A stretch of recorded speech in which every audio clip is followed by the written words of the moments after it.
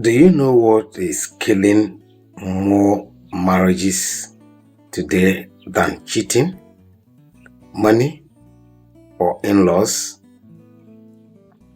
It's silence, misunderstanding, and poor communication. Many couples talk every day, yet they don't connect. They live together, raise children together, but emotionally, there are worlds apart. And if that gap isn't bridged early, love slowly starts to fade. Welcome back to Made to Last TV, where we talk about building strong, loving, and lasting marriages. In our last episode, we discussed how financial pressure can quietly destroy a relationship. Today, we are going deeper into something even more subtle but more dangerous: poor communication and emotional disconnection. Because let's face it, two people can love each other deeply, but if they can't communicate, that love will suffer. Love doesn't die overnight. It dies in moments of misunderstanding, silence, and unspoken pain. Now, let me point out a few ways this can happen. Number one, how poor communication shows up. Now, when we talk about poor communication, we are not just talking about shouting or arguing. No. Sometimes the problem is no communication at all.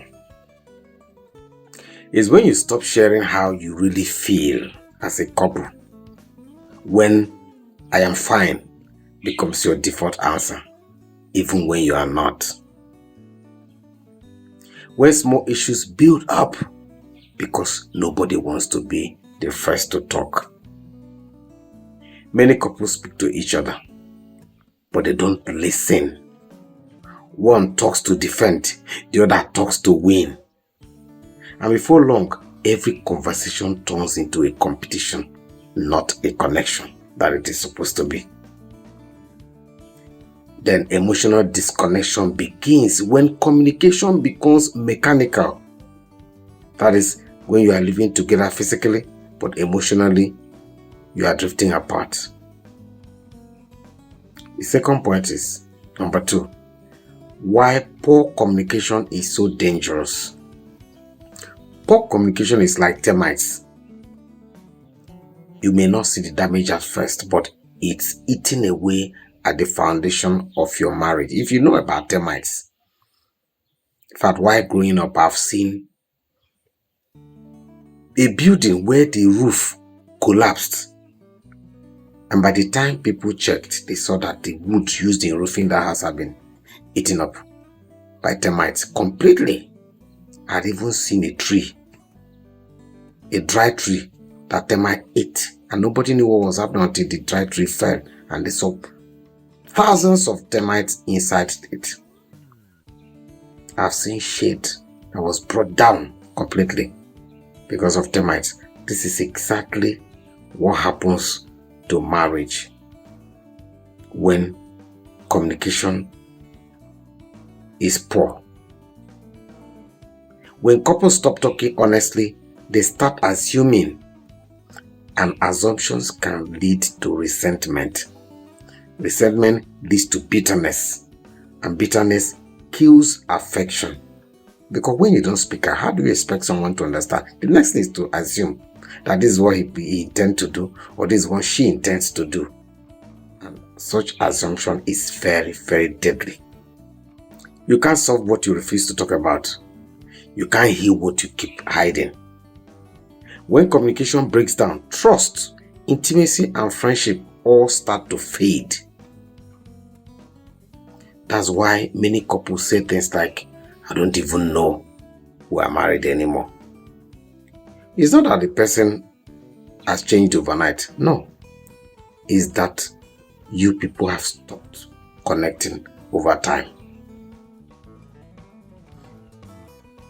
Number 3, why we struggle to communicate. Let's be real. Most of us were never taught how to communicate in marriage. It's a very common problem. Some people grew up in homes where expressing emotions was seen as weakness. Some only know how to shout. They learn to shout to be heard. They need to shout to be able to be heard.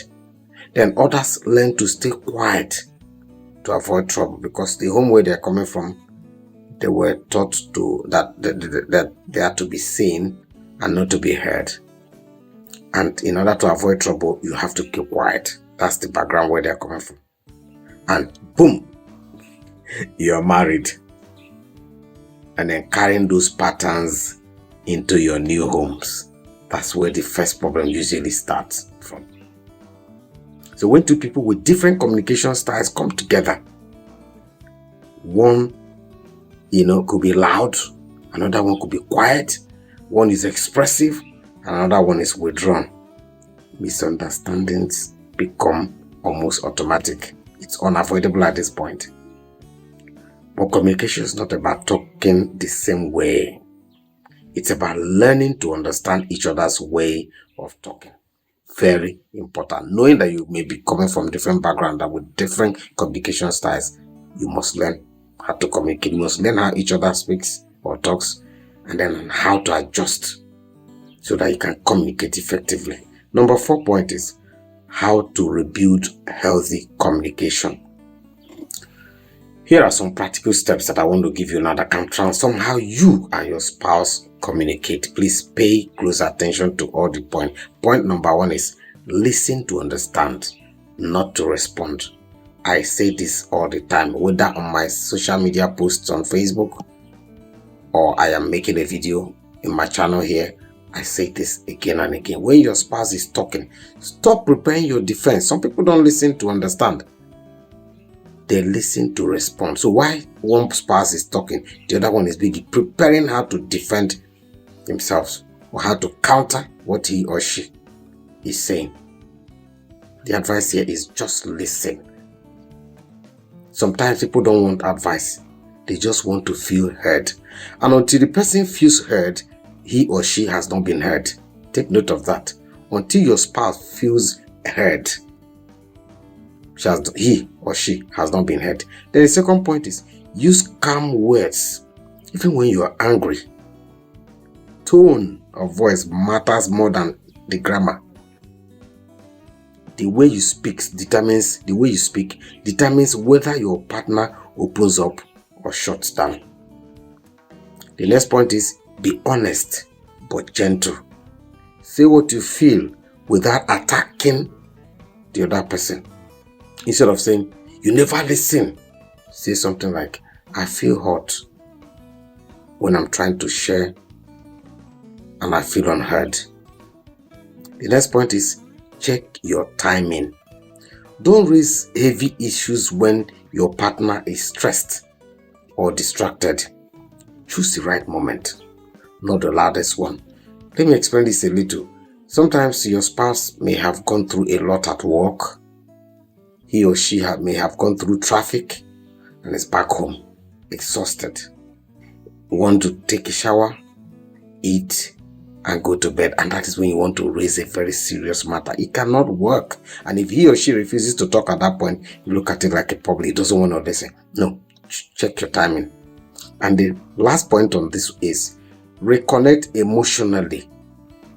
Talk beyond bills, kids, and chores. Your discussions should not just center about bills, kids, and chores. No. Ask about each other's day. Like, how was your day? And pay attention to hear what he or she wants to say. Pray together. Laugh together. Share memories. Emotional connection grows through small daily conversations. Remember, it is not just what you say, it's how and when you say it matters so much. Take note of that. Let me repeat. Remember, it's not just what you say, it's how and when you say it. If your marriage feels cold or distant, don't give up. You can rebuild communication one conversation at a time. Start small. Maybe send a simple text message today that says, I miss talking with you. Okay, start from that. Don't wait for your spouse to change first. Be the one who opens the door for communication. The more you communicate with love and respect, the easier it becomes to connect again. Your marriage doesn't have to be filled with shouting or silence. It can be filled with understanding if you are both willing to try. I want to thank you for watching today's episode of Made to Last TV. If this message blessed you, please like, share and subscribe to this channel, and drop a comment below telling me that what is one communication habit you plan to improve in your marriage. I'll be very happy to read about it. Remember, communication is not just talking, it's connecting. Don't let silence build walls in your home. Start talking, start listening, start rebuilding love, because your marriage was made to last. I am Chidi, and I'll see you in the next episode.